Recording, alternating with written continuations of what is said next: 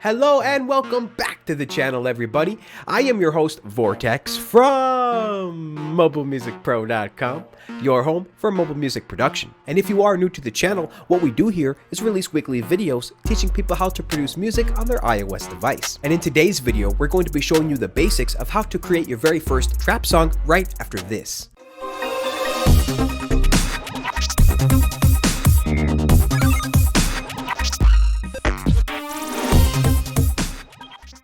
And remember folks, if you do enjoy this content, please make sure to like, subscribe, and comment down below. Now, trap is a subgenre of hip-hop music that originated in the early 1990s and typically uses synthesized, hard-hitting drums, including of course those booming 808s, and can often easily be recognized by those familiar eighth note hi-hat patterns and complex rolls. And just a few of the pioneers of this subgenre include producers like Zaytoven, Manny Fresh, T.I., and many more not listed here. And really at this point, the genre has influenced and inspired countless other genres, and spawned a near countless amount of subgenres as well. So as a modern producer, it's very important that you at least be aware of some of the key characteristics of this genre, so that you can then incorporate some, all, or none of some of these ideas and concepts into your own productions. And a quick shameless plug is that you can also check out our Genesis sample pack, which was designed to be in the trap and drill genres, as many of the sounds in today's beat will be coming from that sample pack. Alright, and with that intro aside, let's hop right into Cubasis and get started making this beat. Alright, here we are inside of Cubasis 3, and the first thing we're going to do is play the track for you. And then after that, we'll break down each section, such as the drums, melody, chords, and so forth. And do make sure that you stick around until after the tutorial, because we have a quick 3-minute snippet for you with the recent interview that we did with Major Music Lounge. So shout out again to D.Music over there on Instagram. Thank you again so much for having me, and I can't wait to come on the show again. Alright, now let's go ahead and get started playing this beat for you.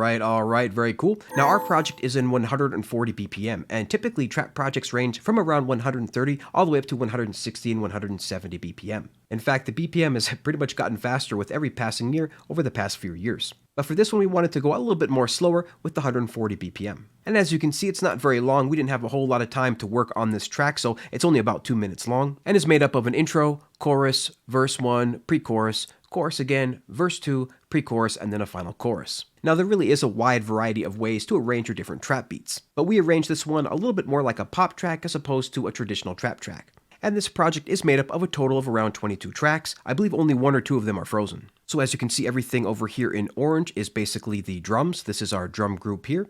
Beneath that, we have some various effects like our risers and impacts. And then we have an ambience track here to do just that, to add some different ambience into the background. And then in purple here, we have our melody tracks. And then here we have a strings track that I actually heavily modified to sound a lot more dirty and gritty, which we'll get into in a minute. And then finally, we have our chords here, which are made up of pianos. So getting into the drums here, we have hats 1, hats 2, snare, a kick, an open hat, and an 808. And we also have a bit of a percussion loop here as well that plays during the chorus. Now the trap genre is pretty famous for its hi-hats, and that is because it has a pretty standard trap pattern that is used across the board, and that is just simple eighth notes. And what's also important to keep in mind here is the velocity. You definitely want to stagger each one to be a little bit quieter than the rest to give it a much more of a human feel. And in addition to that, there is also some hat rolls. And on these rolls, we definitely staggered the velocity as well, as you can see going up or going down. And you can see those rolls placed here with the 16th notes, and then even the 32nd notes over here. And with these eighth notes and these rolls combined, the hat sounds something like this.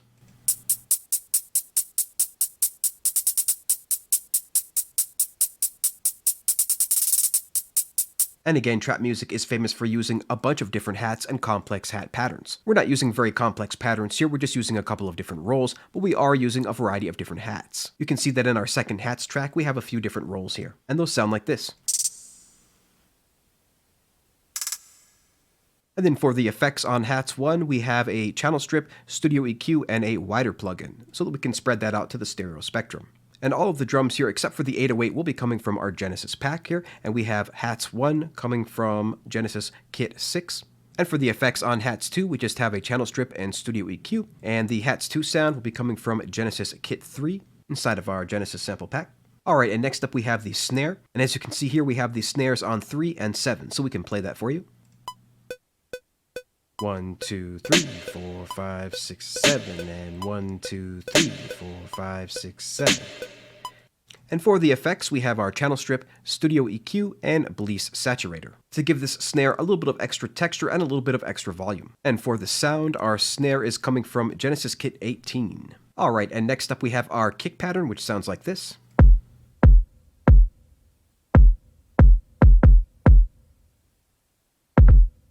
Now for trap, there is a few magical places that you want to place your kicks. And then in the rest of the spaces, you can add a little bit more complexity and have a little bit more freedom. But you're definitely going to need the kick on the 1 right here, and then you'll need this third kick over here, and then you will need this kick here at the end of the second bar. And then that pretty much repeats, with a nice little double kick here at the end of the phrase. And then as far as effects goes, we just have the channel strip, studio EQ, and then we have an FAC transient on here with the punch on drums preset to really get this to do the drum just like it says, is punch through the mix. And then finally we have our open hi-hat pattern here to give this a little bit of extra flavor. And you want to place these just before the snare, so we can play these two together.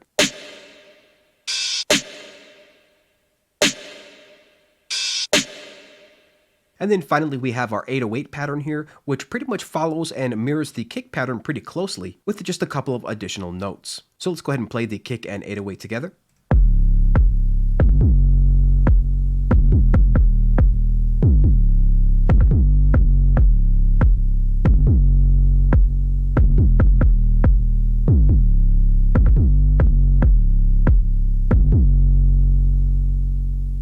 So you can hear the 808 definitely lands on a bunch of those kicks, and then has a couple of additional notes for flavor. But you don't actually need those additional notes if you don't want to. To keep it nice and simple, you can just keep those 808 notes on the same lines as the kicks. And for the 808 here, we are using FAC Bandit once again with a Studio EQ, and we are using Synthmaster 1 with the 808.5 preset. Now typically you do want to sidechain your 808s to your kicks so that your 808 can actually duck when the kick comes in. But Cubasis doesn't yet support multi-out, so we kind of have to fake sidechaining by using something like the 4-pocket sidechain app. But we didn't do that here because I simply just didn't have the time to add that into the project. And then finally in the drums we have this little percussion loop that I found from Cymatics.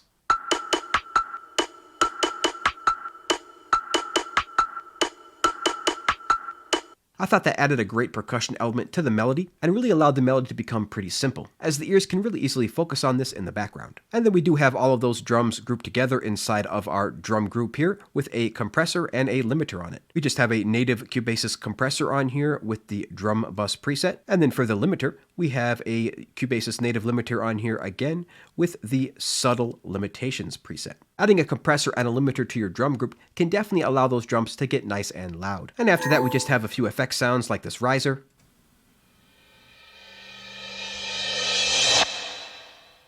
which is pretty much just a reverse cymbal. And then we have this nice little FX in the intro here. Sounds pretty cool. And then we have our impact.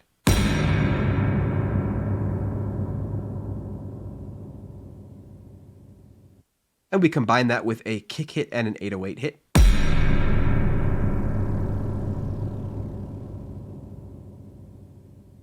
You'll definitely hear some tape effects back there as we have real bus on the master track, which we'll get to in just a second. And we got this cool little snare build. And then we got this pretty cool ambience track that we got from a Cymatic sample pack. And this really adds a bunch of extra texture and flavor, and really just a whole different vibe to the track. So we can play that by itself first.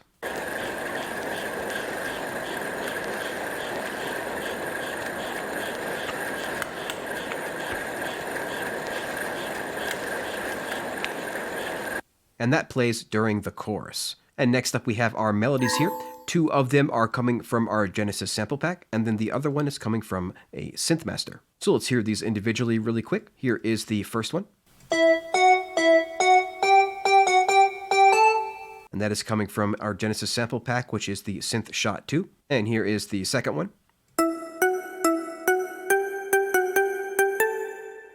And that is coming from our Genesis sample pack with Synth Shot 16. And then finally we have the Synthmaster here.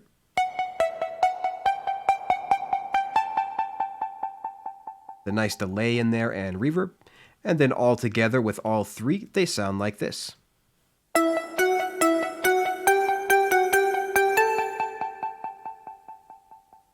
Now typically trap melodies are pretty simple and usually mostly use eighth notes, just like we did here. The melodies are usually consisting of some type of high frequency sound like a bell or a flute or even some piano. And in fact actually guitar has been making its way back as well, both acoustic and electric. As you can see here, we do use a pretty simple melody, but we don't play it continuously. We give it a little bit of a break so that the chords can come through. And then at the end of the phrase, we play a nice little riff. And not a whole lot of effects on these melodies either. We have a channel strip, studio EQ, channel strip, studio EQ, and yeah, pretty much just a channel strip and studio EQ for these 3 melodies. And then next up we have our studio strings here, which has been pretty heavily modified. We started out with this original melody here, but then I froze that track and played with the audio. We can see we have a bunch of different effects, including channel strip, Bliss slow machine, pan and tremolo, the RX 950, and Flux Mini. So let's hear what this sounds like without all the effects first.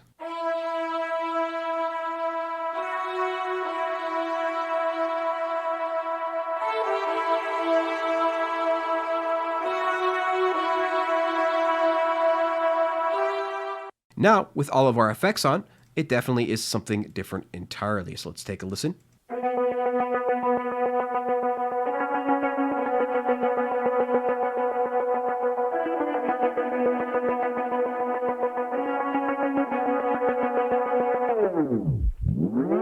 As you can see, a pretty cool effect there that happens at the beginning and end of the melody, thanks to the Bliss Slow Machine app.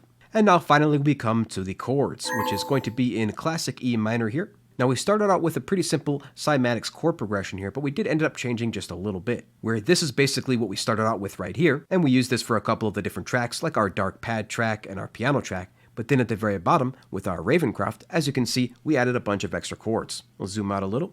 As you can see, we doubled up the chords here and even tripled up the chords, creating triads, making this a much more lush sounding chord progression, and kept the more simple chord progression for more simple instruments that kind of fade a little bit more into the background, such as this dark pad. So you'll find that many genres of trap usually use minor chords, as many of them are darker sounding genres. There's of course a bunch of genres like happy trap and other things like that use much more of the major chord progressions. But by far and away, most of the trap genres tend to stick with these minor keys. And the chords are often split up like this. So if we take a look at our main chords down here, you can see that we have one bar where the chord is taking up the entire measure, and then one bar where we're splitting it in 2. And then we repeat this again so we can have a full measure and then a half measure. And this chord pattern tends to work really well with trap music and really favors its drum patterns. And for the effects, we just have channel strip, studio EQ, and channel strip, studio EQ, but we did try to dirty up these keys a little bit with an RX 950 and a chorus. So let's play each one of these here because one of them is just mostly top end. So let's hear that.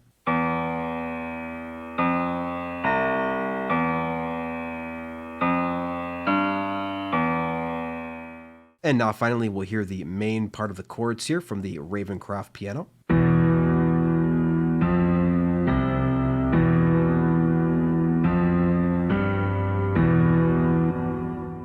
and then all three of them together sound like this.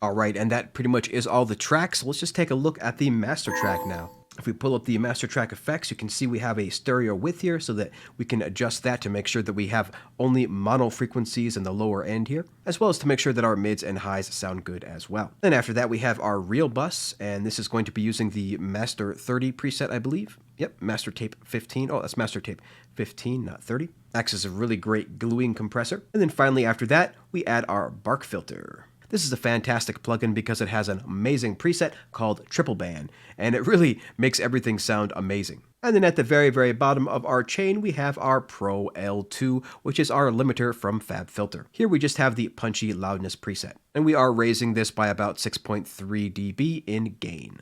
Alright, and that is pretty much all there is to it, folks. Really not super complex. There's just a few key characteristics that you want to be aware of, such as those hi-hat patterns, using some type of sub-bass like an 808, and then those eighth note melody patterns, often consisting of bells, flutes, or pianos. Alright, so now really quick, I'd just like to share with you a quick 3-minute snippet of a recent interview that I did with Major Music. The Major Music Lounge podcast. So shout out again to D.Music for having me, and if you do want to see the full interview, you can definitely find the link to that in the description below. And of course, stick around till after the interview to hear our final thoughts. So without further ado, here is a snippet. We hope you enjoy.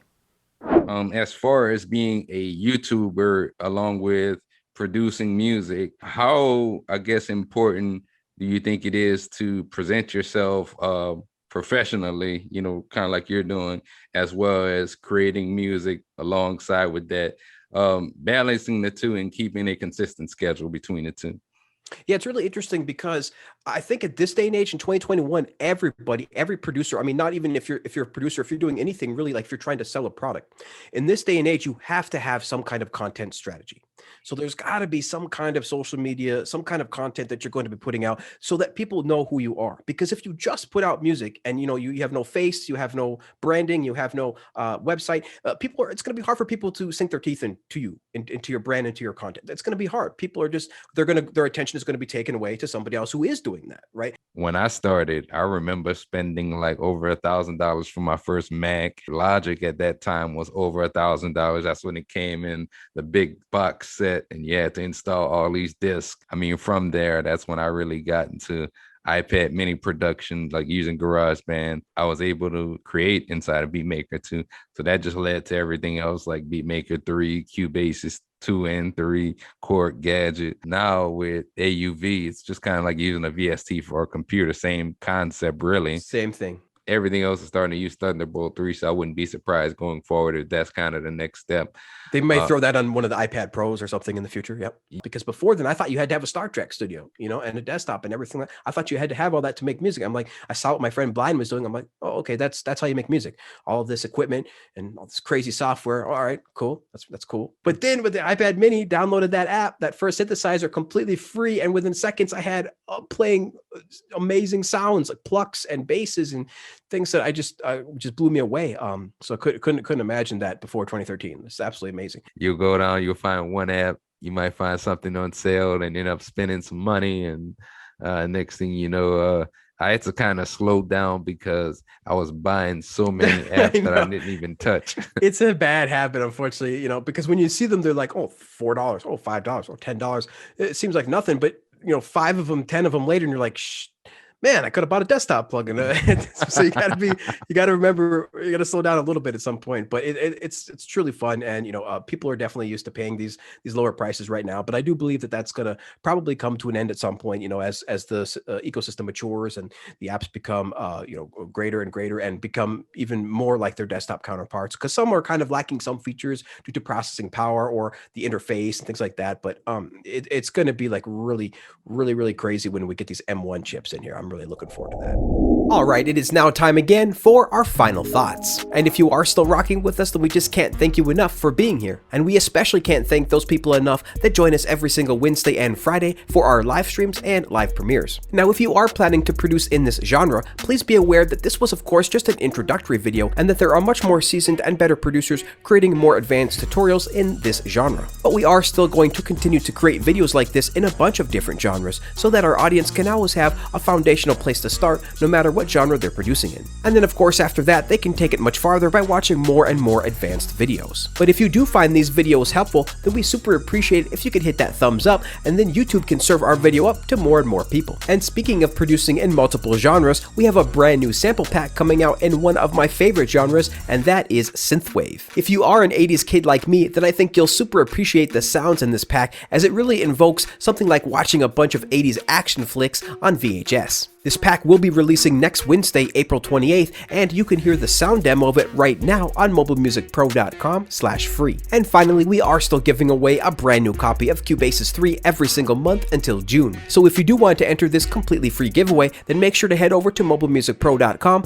and click on the link that says Cubasis 3 giveaway. And of course, we always have a ton more content coming down the pipe, so if you guys want to keep up with everything that we're doing here, from giveaways to contests to new sample packs, videos, and more, then definitely make sure to check out our free mailing list at MobileMusicPro.com. And so, until next time everybody, keep talking music and we'll see you later.